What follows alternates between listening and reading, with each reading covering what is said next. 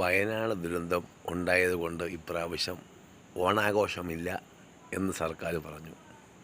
പക്ഷേ എല്ലാ ജില്ലകളിലും ഓണാഘോഷം തകൃതിയായി നടക്കുന്നു. കാരണം വയനാട്ടിൽ 5 വോട്ട് കിട്ടില്ല. പിന്നെ അവിടെ അതിൻ്റെ പേരിൽ ഓണാഘോഷം നടത്തിയത് എന്താ കുഴപ്പം?